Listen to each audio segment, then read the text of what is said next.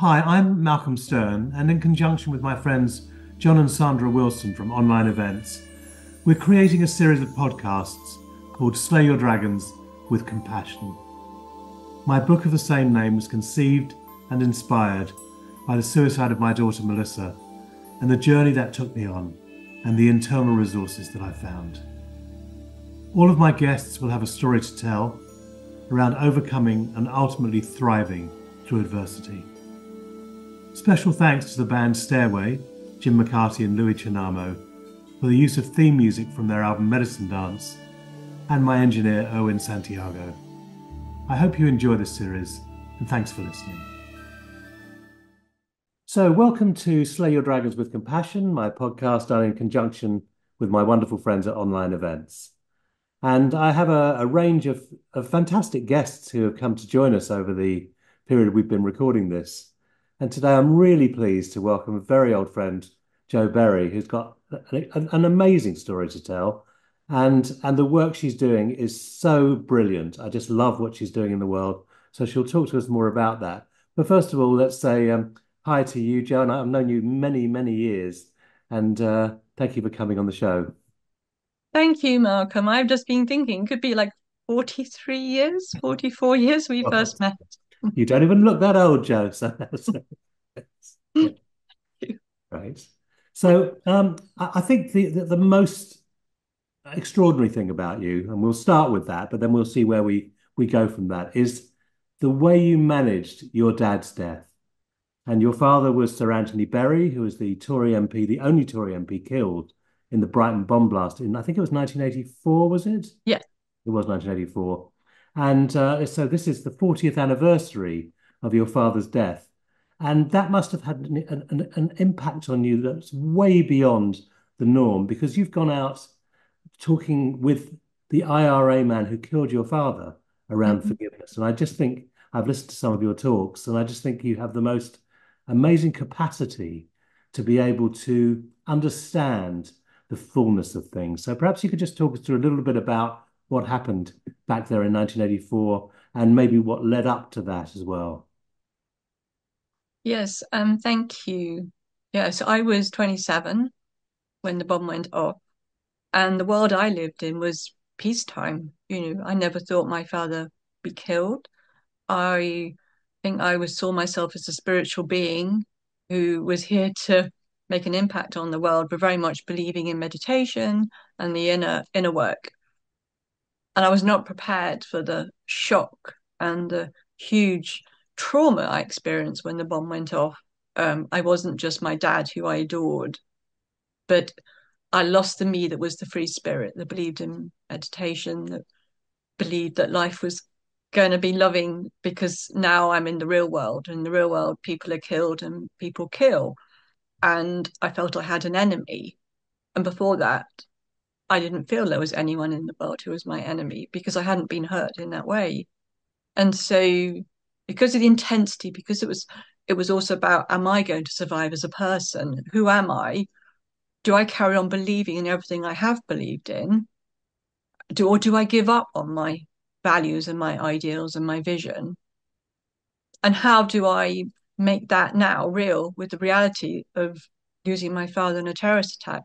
So 2 days later, I went to St James's Church, which we both know really well, and Donald Rees was doing a Sunday service where he had the Generals for Peace. He had some amazing people there, and I remember just sitting in the pew and just thinking, I'm going to bring something positive out of this.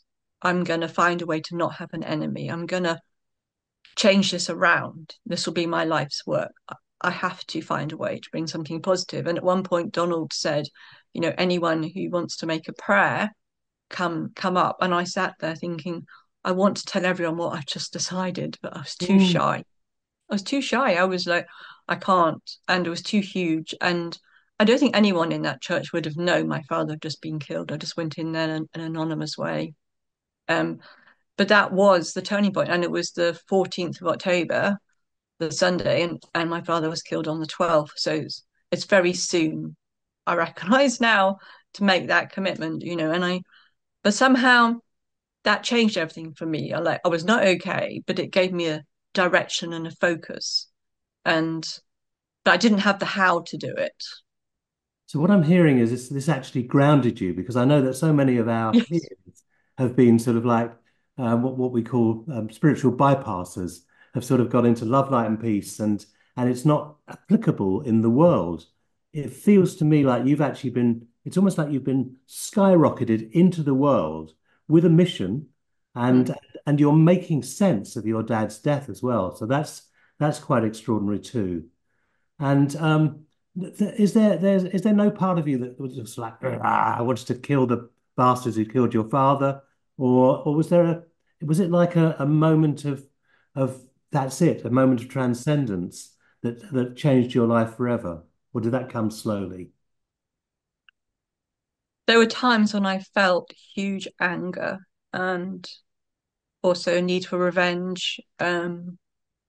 Because, like for many people, it wasn't just the one trauma, many other things happened afterwards which were linked to what happened, and that impacted me, and it still is. So there were definitely times when I wanted to hurt him for what he did. And I think right at the beginning, I didn't feel that anger and the rage that came later. I had to do all the emotional work. There was no spiritual bypassing possible. That's That the, was that's the beauty, isn't impossible. it? Yes, yes. It was like, but I used to see it because I did spend a couple of years up a mountain in the Himalayas meditating, um, until June '84, and it felt like I was taken from the mountaintop into the bottom, into like the mire, into the mud, into the difficult place, and that's where I've been. And actually, the younger me wanted to learn what love is. That was what I decided to do when I was about 22, and you know what? I couldn't have learned, and I'm still learning this in a better way because I wanted to heal in a very ground, in a very real way, the pain and the trauma and the violence and the implications of that bomb. I remember reading somewhere once that I can't remember who the quote's by, but it's when extraordinary things happen to ordinary people, they have the possibility of becoming extraordinary people. And I think that's what I've noticed with you is that this has really, as you said, you've given your life to this. This is 40 years on now. And in fact, you're doing some work on commemorating the 40th anniversary of your dad's death. Could you tell us a little bit about that? Yeah. What's planned? So I want to mark not just the bomb, but that decision 2 days afterwards, because it'll be 40 years of committing to peace.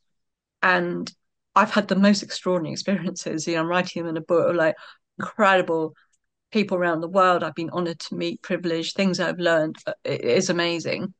And I really saw the year as a year of spreading kindness and compassion and deepening our humanity.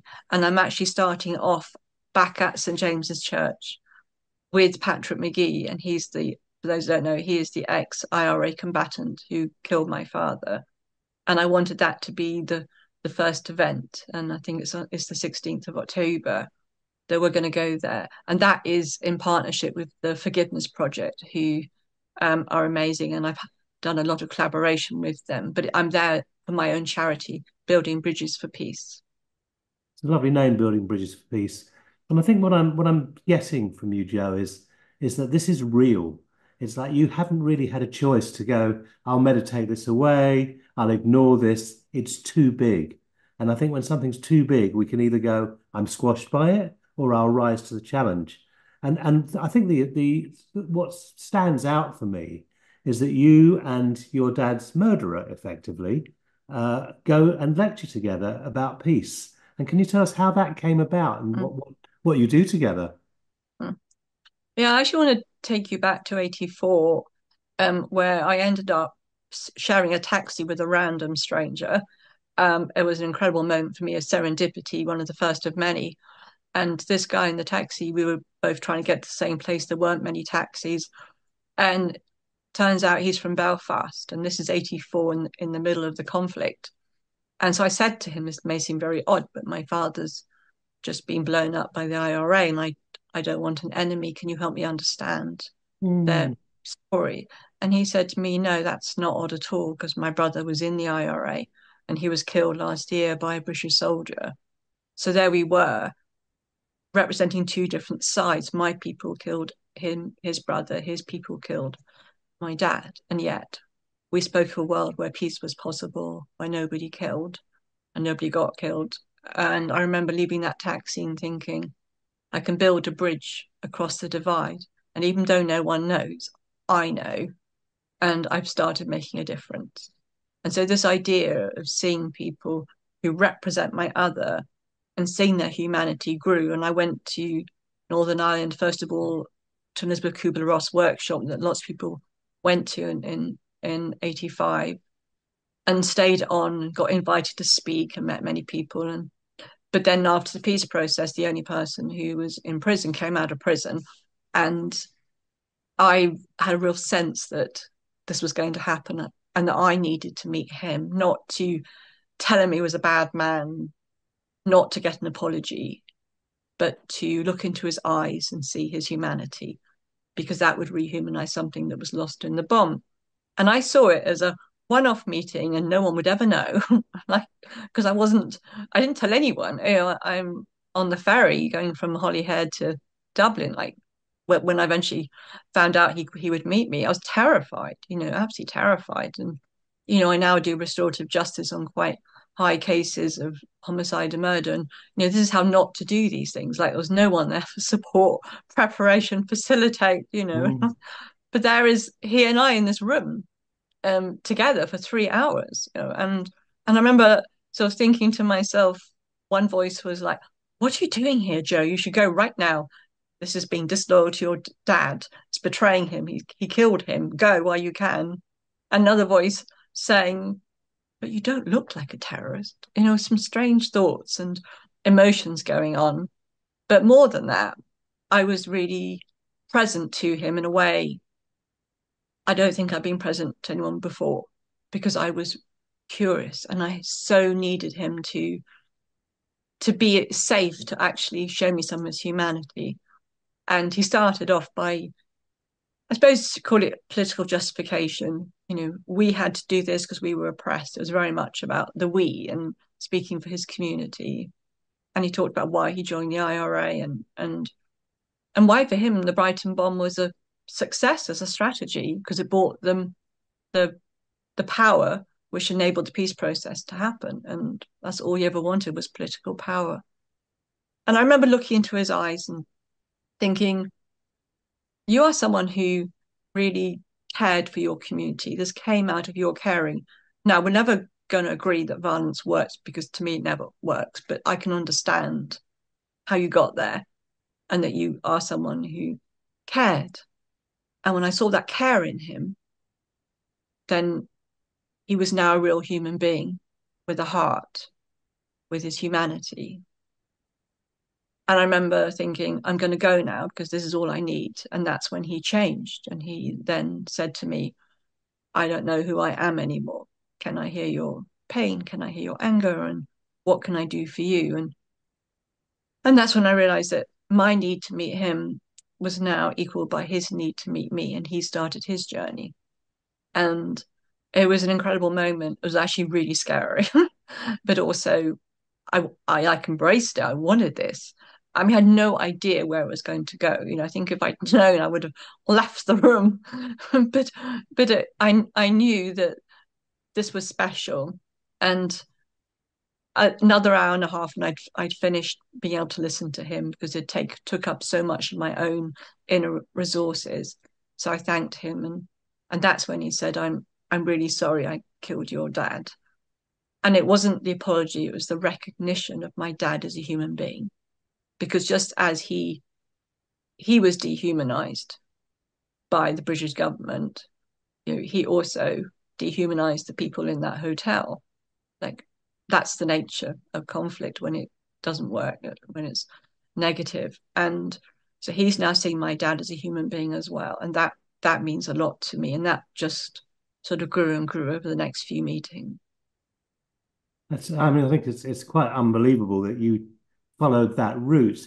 And it sort of reminds me a bit of the South African brilliant experiment of the Truth and Reconciliation, which obviously you've been affected by, and you're seemed like you're running parallel to that as well. I think what you got from Pat McGee was repentance, rethinking. Doesn't mean I wish I hadn't done it. I don't think he was saying that. I think that No. he was fighting for a cause. But what you managed to establish was his and your shared humanity. Mm. And I think what we're looking at is an evolutionary process, Joe, that you are actually sort of like you're heading a trail in terms of forgiveness. You've got fantastic credentials now to do that. And I know you've lectured all over the world with Pat and on your own as well. And you've lectured at St. James's when I've been organising the series there. Perhaps you could say a little bit about what it's like being on stage with this man, what it's done for you and for him. Mm. So he would say that he was disarmed by my empathy, and that if I'd gone in there blaming him, ranting, raging, he would have stayed in a very safe place of righteousness, because they were the oppressed. And it's interesting that the power of empathy, and it's really made me think about empathy as a way for change and for transformation. And I think when we're on a stage, we show that there's no right or wrong, there's no sides. People can identify with what he's saying, and they can identify with what I'm saying. And for most of us, we like to, and I can still catch myself to think, who are the goodies and who are the baddies, who's right and who's wrong. And our whole world is divided into that. And what I'm talking about, and Pat is supporting me in this, is can we have a world with no other, with no enemy, where we have unbounded empathy, which means not just with those that we agree with, but even those we don't agree with. And then how can we have that conversation without blaming and shaming people? And that's one of the things that I do a lot of work with people. So we're on the stage, it can actually be, I can challenge him because we're real. It's always whatever's live at the moment. And we're doing a lot less at the moment, and which is just as it is. But I'm going to be with him in a couple of weeks in Switzerland. But we've had some very difficult times together where he's moved back to the justification, and maybe there's someone in the audience who's triggered him, or maybe a question that's taking him back to that place where he chose to use violence. And he's not in a place where he can say the violence was wrong, because he still thinks they had no other choice. So that's always going to be a tension between us. So it's not like, nice chocolate box with ribbons on and we're sailing over to the sunset. It's difficult emotional work still. Um, and I think if it wasn't, and if I got to a place where I thought we're just repeating things we've said, I'm not growing from it, I probably wouldn't do it. But each time I'm with him, I feel I learn. So I didn't meet him to change him, it was to change myself. And I think I'm healing my own violence, like my own need to blame and shame, and also healing my inner critic, which can be quite strong sometimes. So it's inner work, but the outside is also about how can I speak to you in a way which makes it safe for you to speak about things that maybe are difficult. How can I challenge you about something that you've said without shaming you? And he listens to me, I think, in a way which helps me to do that. Like he acknowledges what he did. Like he's not, but also that can be difficult as well. Like our relationship, he is my friend, and I do care for him a lot, but I don't forget how we met and how the story has grown. But he's changed the story for me by having this dialogue, and I think he's very courageous to do that. I think you're both very courageous. I think that's what touches me. It's that I feel myself close to tears listening to you. Um, there's been transformation here, and you've both impacted each other. And I think what Yeah. you're saying is, if it became stale, or you just churned out a Mm. given lecture, that would not do it for you. But what does it for you is actually the growth that's there, and what it's also doing it for him. So maybe at some point he'll, like Nelson Mandela, who originally espoused violence and finally came to the place where he realized that violence was never going to be the answer. I don't know whether that might be a fairy story that Pat will go to that place, but certainly he's being touched by you. And I love the way that you call him very, very clearly your friend. And that's an extraordinary thing. I don't, you can't say there are many situations where someone has actually harmed, killed a member of your family and become your friend. Yeah, he is. It's 20 years since I first met, 24 years since I first met him. And I've been to countries around the world where he's the only person that I know, and he's given me support. So it definitely is a friendship, and I think he cares about me as well deeply. There's a trust that's grown there, I think, over the years, and like the last thing he'd ever want would be to upset me. Um, so yeah, it's a transformational. We haven't got the words for it. Transformational friendship. I think that's very beautiful. And I'm wondering how your family responds to this because you're out there, you're very visible with Pat McGee, with your father's killer. And I'm wondering whether they've been able to be touched and integrated into this feeling. I have an amazing family, and I adore them all to bits. And like at the beginning, I could protect them. I could say, I'm going to be on this program or this newspaper, but I mean that's long gone, and it's something that I'm so proud of the way that they give me their support, even though their journey is different. So I really believe we all have our own journeys. And if people say to me, would you recommend that I do what you do? And I'm like, no, I will support you in you finding what you need to do for you, because that will be unique. We've all got our own internal idea of what we need, and there's not one right or wrong way. And I really needed this, and maybe it's an experiment, and who knows what's going to grow from this. But at the same time, I have people accuse me of betraying my dad and withdrawn their love, like not close family. They're amazing, but further out, and I understand that because that's how we've been grown, to think this is betrayal. And I've gone deeply into what is betrayal? What is it? And for me, betrayal is betraying myself, betraying my heart. If I saw someone as an enemy, if I saw someone as less than human, if I take their humanity away, then I am betraying myself and I'll be affected by that. But that is ongoing emotional work. That's ongoing developing my curiosity and my understanding. And it's not something I can say, right, I've got there. I No. used to believe there's a place to get to, and now I'm like, I don't even care. To me, it's each day being present to what's live in me, what's happening. How can I make a contribution to the world today? And each talk I give and each workshop I give, it's like for the first time, in that I'm not repeating things. I'm not going to prepare it by writing down every word. I stand in front of an audience and I just take a moment of just openness and then just speak. And that for me works because I want to connect with the people and with their own humanity, in the audience. Like, and it doesn't matter if it's a group.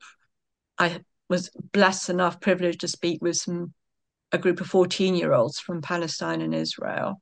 And I know that for them it was the same connection, or I spoke recently at a corporate event. It doesn't matter to me, we're all human beings. And I want to connect in a way that empowers people to really know their own self-worth and to make their own decisions about this whole area. Like, is it about forgiveness? Is it about empathy? Is it about revenge? I think it's all of us find our own meaning to this. But what I do know is that when we try and change the past, which I think is kind of revenge, we're trying to make it better, then we delay our healing. And healing comes, I believe, from saying, I had no control over what happened to me. Like, these things happen, and like much, much worse to people than me. But I can take my power back and I can choose how I respond. And if the story in my head is my life is ruined because of a person that hurt me, then I'm hurt twice, hurt from the original act And then because there is someone in my head who reminds me all the time of the harm. So it is for me about reclaiming that power and going, I can choose how I'm going to respond with support, with resources, but that's mine. Mm. As you speak to, I don't know if you haven't written a book yet, have you? I'm About writing it. I haven't got a you're publisher. writing your book. Oh, well, I can probably help support you in getting a publisher anyway, so we'll talk more about that. Thank But I don't you. think you've got the most amazing story to tell. And I think when we transcend suffering, I mean, for me, one of my great heroes is Viktor Frankl, whose book, Yes. is just touch every time I read it, it touches my heart, and I pick it up every few years and read it again. And it's simple, but he got transformed by his suffering. And what I'm seeing is that you are being transformed by your suffering. So, Thank you. Well, yes, I think so. And there's always more to heal. That's the thing. And, my commitment is like, it feels like I've just started. Like I want to do more in the world to show that, hating and dehumanizing each other actually hurts us. Like I think when we go for revenge, it is only us that actually gets hurt. I mean, it might hurt if we end up killing the person, but it's more about what it does to us, and we yeah, can have those conversations without blaming, shaming. Like we can actually talk about people's behavior. So rather than go, you're bad, and we don't like being told we're bad. We just, then we get defensive, or we can turn it inwardly, but we can communicate in a way which means that it enhances all our self-esteem and self-worth and can bring more harmony to our lives and actually can deepen the connection between us rather than break it. yes. I mean, I think you've got, yeah, as you say, the road is still opening for you as well. That's lovely that you haven't sort of gone, well, this is my thing, and I trot out the same old stuff every time I go around the world and do what I do. But you don't. It's fresh. I mean, even now, what we're doing feels fresh as well. It feels like we are in communication. What's emerging from that is your picture about how your life and your response to this horrendous situation has evolved. Where do you see yourself going in the future? I mean, we don't see the path ahead either, but what do you see as the next steps? So I'm ending a few things in this month. I'm going to have some space. And for part of that is creating the 40th anniversary year. And I've got a crowdfunder and I'm going to be organizing more events, but it's also give myself time to just stop and breathe and think, okay, what do I want to do for the next 10 years? And I love my grassroots where I love it, working in schools or wherever I go. But I also want to make more impact. I want the book to be published. There could be someone who wants to make a film. But I'm also interested in working with decision makers to support them in working with people rather than to people. So even like I'd love to see a world where, rather than working with controlling people, rather than telling people they're wrong and all the dehumanization, actually work together with that shared humanity. So I've got some big goals, but also I'm open. I think I actually feel right now really open to seeing what's going to come next, have that space, which is incredible because I've been, really busy for a long time. I am going to go to Sarajevo to an amazing youth conference and hopefully Lebanon's. I mean, there are a few things in the calendar, but also there's a feeling of space, which I'm not going to rush to fill. I'm going to see what comes. Mm. It strikes me that they could use you in Israel, Palestine. In that, yeah, I know I heard you've done something with young people there. Have you had Yeah. any invitations to go there at all? I've been there. I went there with Patra McGee about, I don't know, 13 years ago. There's some amazing groups there, Parent Circle, Family Forum, who they're right now doing amazing work of they're people who've been bereaved who come together from both sides. So, you know, for me it's about listening. I think I'd love to go there and just listen because listening validates people and when people feel heard, then they're more likely to be resourced and be able to do more. And I know how to listen. Like I don't always listen well, but I can listen. Yes, yes, yeah. If I can be really focused and listen. And Patrick McGee's taught me about the power of listening, and I think to go there and listen to the pain is really important. Part of my plan for the year is to have listening places, like a kind of restorative circle, listening circles in different parts of the UK, because we've actually got a lot of pain and trauma right now happening. And physically, I'd go to these places and then have online, or if there's the money, bring people together in real life. Because when we listen to each other, and I've seen it happen, people who perhaps someone would have had a judgment for, it dissolves because they can connect with their story. Oh, okay, so you have problems with this, so do I. And it's moved from, I see you as a threat to my safety to, oh, well, let's collaborate. And I think that's what this time is about now, is like locally collaboration, in the country, and then eventually the world. We need to all collaborate together because of the different potential and happening threats. Mm. And you have, I think, three daughters, is that right? Yes. And I'm wondering how you've impacted them. Do they think mum's a bit loopy, or mum's a heroine, or what? How do your girls respond to you? They're they're they're post-teenage now, aren't they? All of them, I Oh, think. yeah, they're 28, 31, 33. Yes. How are they with your philosophies and Well, your way of being? you could ask them, because I actually don't know. But it's interesting. I see some of the incredible, they're so skilled, and they're so resourced.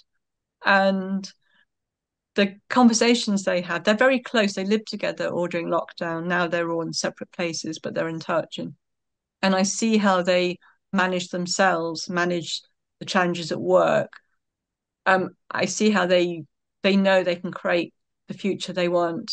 Their communication skills are extraordinary, and they do challenge me as well. Like they know when I'm acting from a place of control, or if I lapse into doing something to them, and they challenge me. And I've listened to them telling me where I've got it wrong. Like even recently, we also do talk a lot about the past, and I'm doing a lot of listening to them. So I see that they've discovered themselves about conflict transformation and about listening. It's like, yeah, they all tell me in different ways. Oh, so interesting. I'm seen as the one who can listen, and I just sort of go, yeah, yeah, because that was around. But in terms of their own journey, they're not interested in meeting Patrick McGee, and that's completely their choice. They've got their journey. I've never dragged anyone into this. Like, I'm just super sensitive that this is for me, Yeah. and that's fine. And if someone does want to get involved, I would make sure that it was done in a way which worked with them in terms of confidentiality and respect.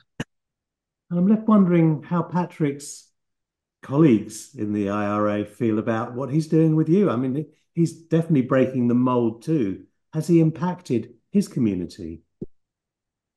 I think so. I think at the beginning, like me, he was very worried about how they would be. I mean, it's so early on in the peace process. So we went public in 2001.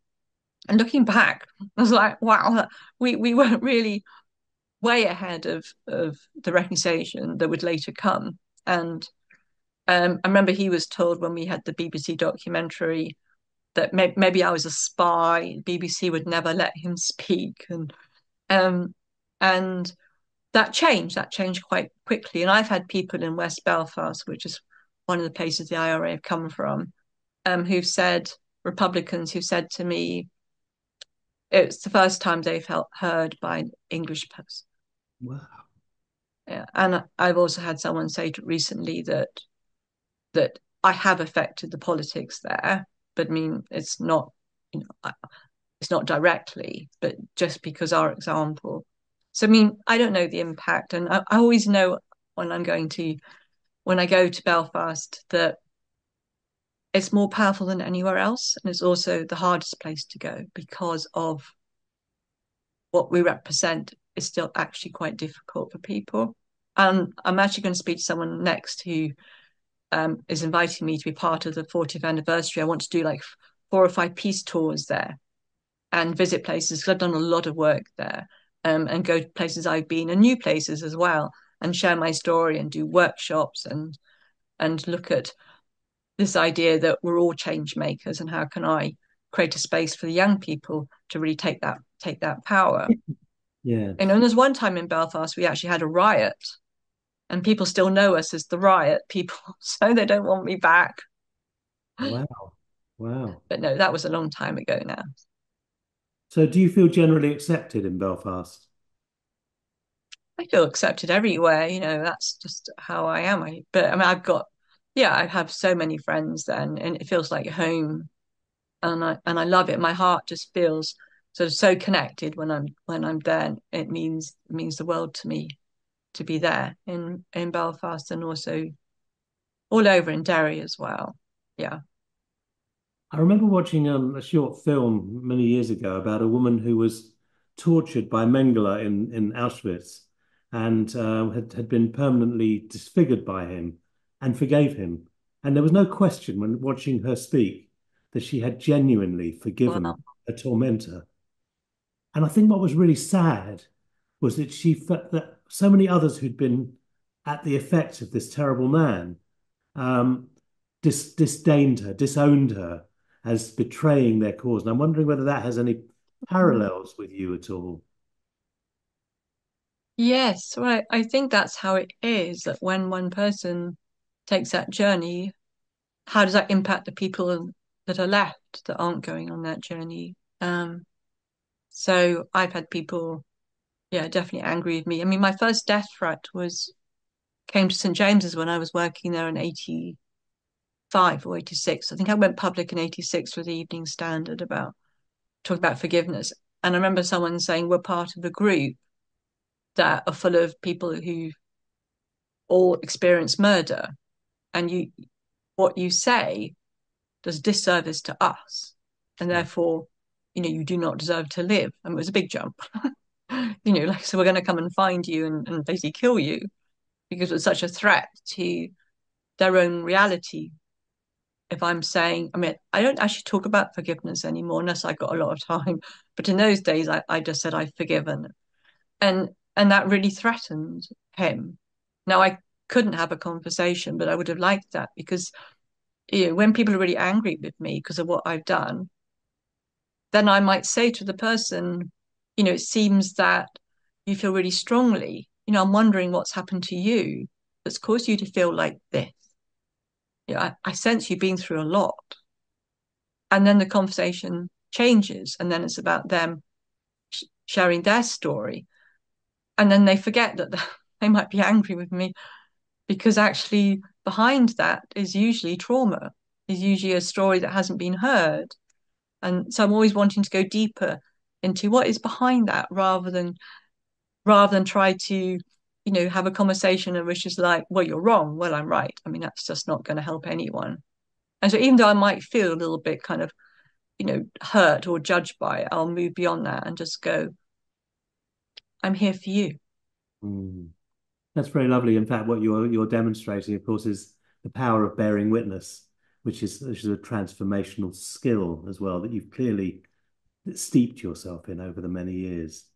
So we're coming towards the end of our podcast. I could talk to you for hours, Joe, and I mean, many times in the past we have talked for hours as well. But this has been really lovely to sort of catch up and hear the fullness of your story. And I always ask this question at the end, which is I like to be spontaneous. I don't tell people at the beginning. But the question is, what dragons have you had to slay? What hurdles have you had to overcome in order to be who you are now? Hmm. That's a great question. It's for me, it's my inner critic. It's the voice in me that all my life has told me I'm less than and that I'm wrong and that has put me down. And it's been huge. It's been huge. It's like been there. And the more I'm out in the world, the more I'm out in my comfort zone, the louder it is. And the Mm. last few years, I I in fact really found a way. I now call it like my inner coach, that takes control and says to the inner critic, I hear you, I understand it. You're scared, there's lots going on, but don't worry, I got this. We're okay. And I'm developing this new voice, which is not like a higher self, it's just like a coach voice. And that's really helped. And I think the inner critic, the root of it is probably shame and fear. So it's my own inner landscape that's been the hardest thing. That's beautiful, Joe. In fact, the whole session has been beautiful. I've really appreciated you coming on this show and sharing with us. And thank you so much. And we'll connect soon. Thank you very much indeed. Thank you so much, Malcolm. Let's meet soon.